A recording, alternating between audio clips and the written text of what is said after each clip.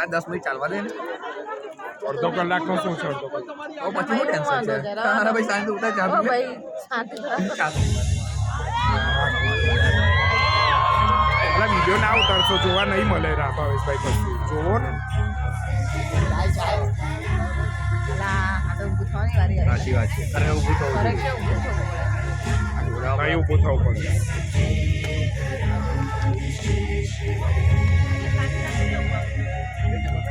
અલા ફ્લેશ બંધ કરને.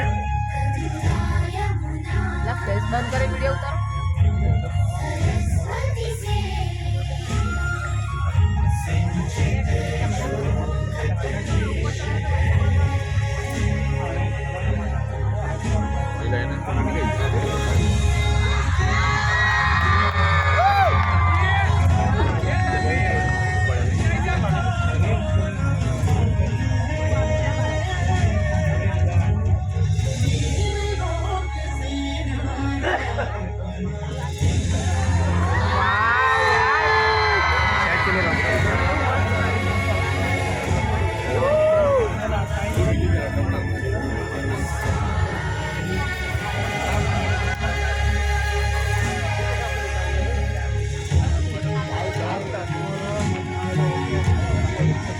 ચા પીતા પીતા મને નહીં ભાવે.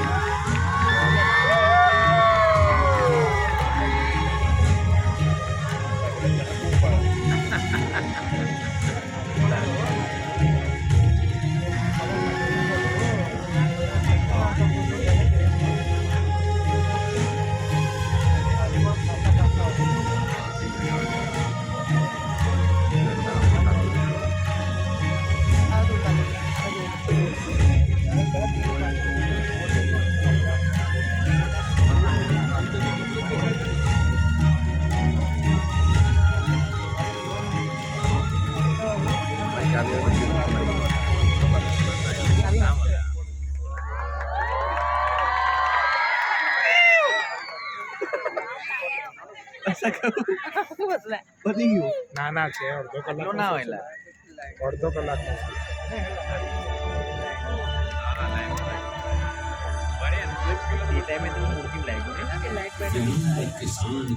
મૂર્તિમાં લાઈટ નહીં, નીચે જે હતું ને એનામાંથી લાઈટ થાય. કાંઈ નહીં, સાઈડ ઉપર હતી લાઈટ.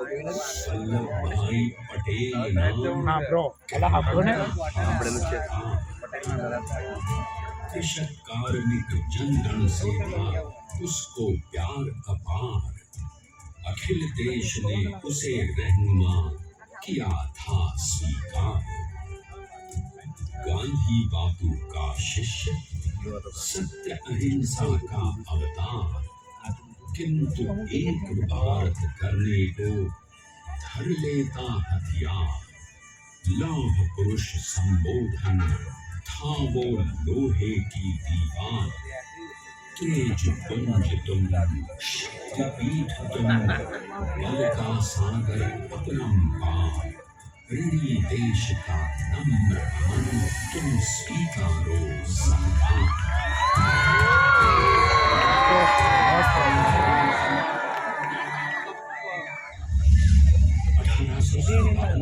अंग्रेजों को ललकारने वाले पहले स्वतंत्रता संग्राम के एक सक्रिय सिपाही थे। આ પાડી આપણે બસ પાડી દે. नहीं देखा तो लग रहा है पुलिस लाइट भी ना मजा बेटी में से चौथे पुत्र थे वल्लभ भाई। बालक वल्लभ ने करमसद के बाद नडियाद से अपनी हाई स्कूल की शिक्षा पूरी की। फिर 13 साल की उम्र में उनकी शादी भी हो गई, छोटी सी झवेरबाई से। 2 बच्चों, बेटी मणिबेन और बेटे दाया भाई को जन्म देने के बाद झवेरबाई असमय ही चल बसी। सदी बदलने और 20वीं सदी आने पर उनका जीवन भी एक चमत्कार की तरह बदला।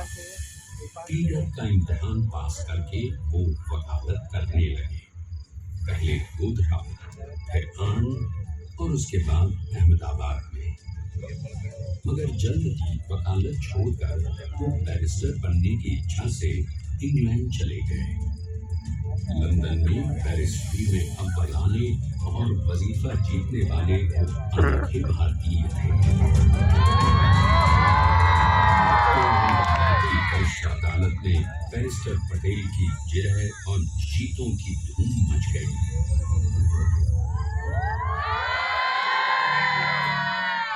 कभी एक युग पुरुष ने वल्लभ भाई के जीवन की धारा ही बदल दी।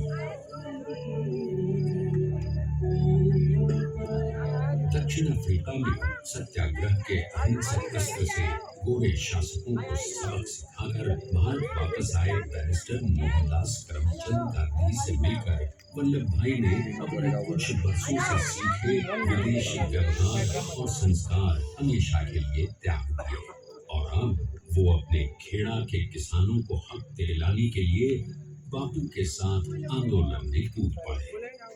अब उनके पैरों में जूते नहीं, गांव की धूल थी।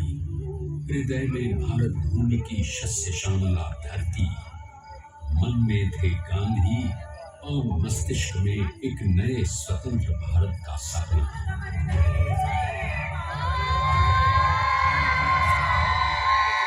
तभी बारडोली के मजबूर मजलूम किसानों की यातना का समाचार उनके पास पहुंचा। तुरंत वल्लभ भाई वहां पहुंचे और यूं शुरू हुआ भारत का सबसे बड़ा और सफल किसान आंदोलन बारडोली। वल्लभ भाई ने बारडोली के 87,000 किसानों को ऐसा अटल अचल मनोबल दिया कि अंग्रेजी सरकार हिल गई और एक बरस के बाद उनका लगान माफ कर दिया गया। अब तो पूरे देश में लोग वल्लभ भाई के नाम की कस्में खाने लगे। स्वयं महात्मा गांधी ने कहा, अब वल्लभ भाई मेरे शिष्य या साथी नहीं, सारे देश के सरदार हैं और देश को मिल गया एक अनोखा असरदार सरदार।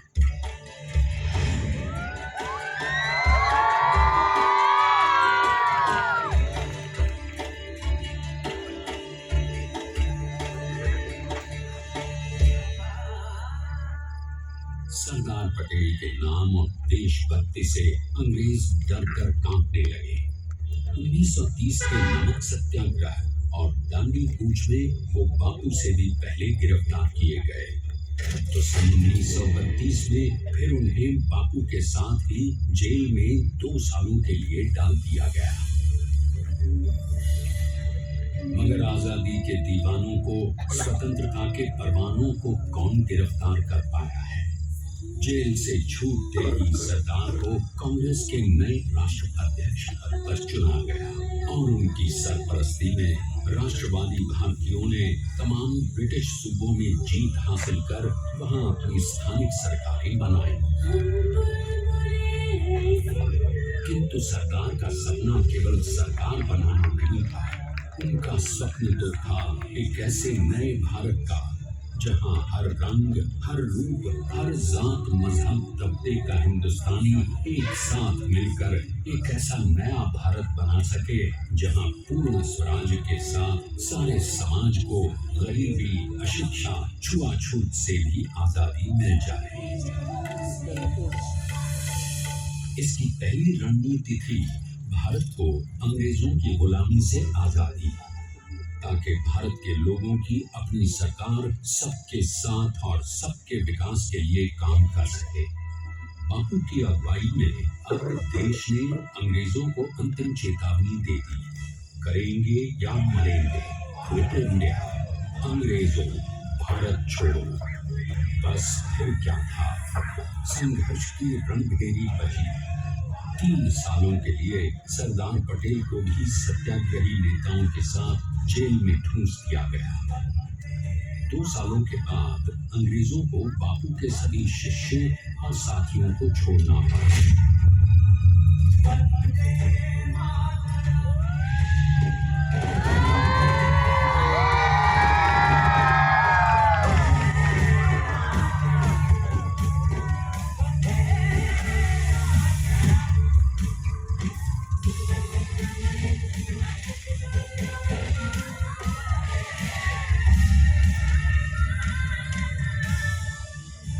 स्वतंत्रता के स्वप्न के सच होने के साथ अब सरकार पर कई एक नई जिम्मेदारियां थीं।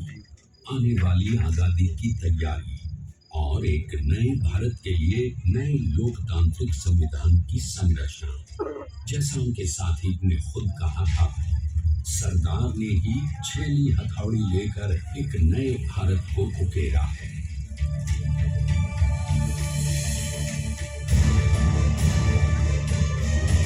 स्वाधीनता तो प्राप्त हुई, लेकिन खंडित भारत में भी उठते विभाजनवादी अंधकार को अभी दूर करना था। जब देश के खंड खंड होने का भय उत्पन्न होने लगा, तो सरकार ने निर्भय होकर खुद अपनी केंद्र सरकार और साथियों को भी चुनौती दे डाली और जम्मू कश्मीर को बचाने के लिए सारे देश का आकाश वायुयानों से भर गया।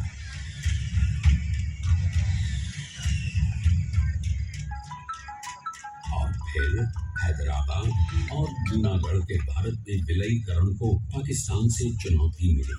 सरकार चाहते थे कि देश की 1 इंच धरती अब और विभाजित नहीं होनी चाहिए।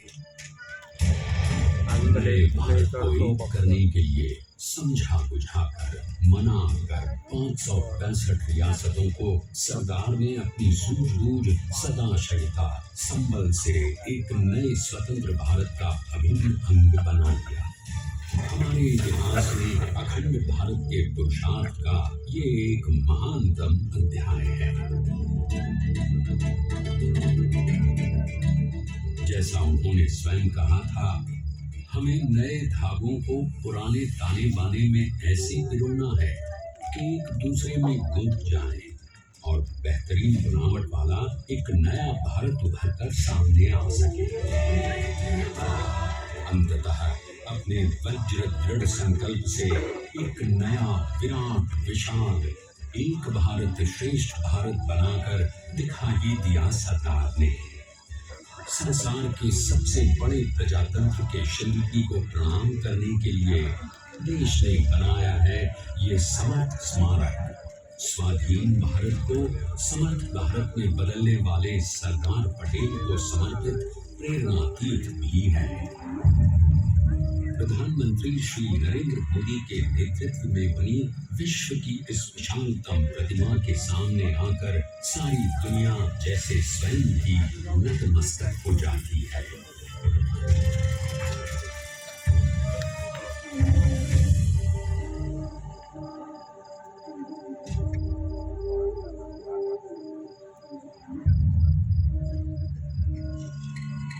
देश को बना गया वो अमित अटल,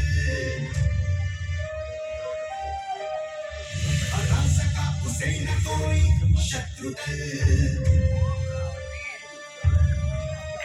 चट्टान के समान सा पुरुष प्रबल, देश का सम्मान है पटेल तो स्वदेश का सम्मान है, तो स्वदेश का सम्मान है पटेल तो स्वदेश का सम्मान है।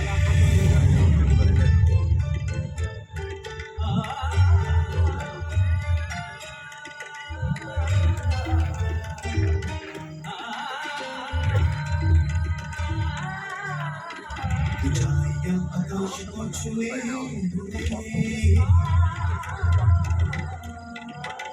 गहराइयां समुद्र के लिए, अनेक जमीन पर जमे हुए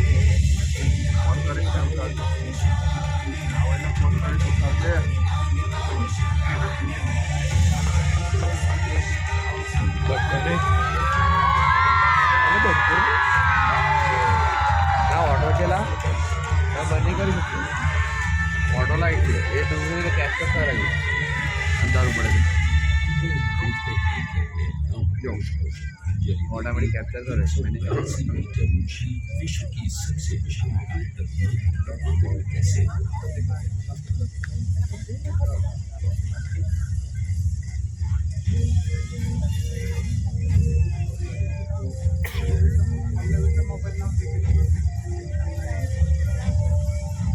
गगन चुनती इस वित्तीय प्रतिमा को बनाने के लिए सबसे पहले नदी पर 4,500 क्यूबिक मीटर का राफ्ट बना और फिर सीधा 600 फीट का कंक्रीट का वॉल बनाया गया।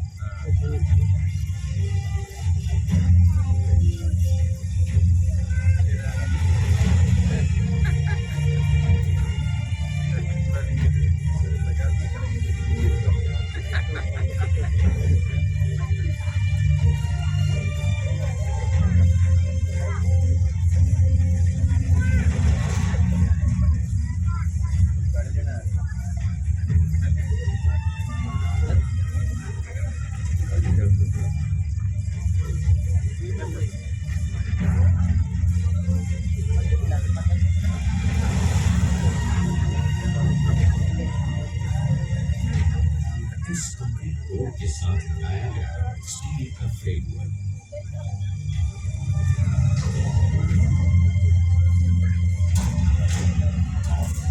इस फ्रेमिंग पर 6,500 ब्रॉन्ज के पीसेस लगाए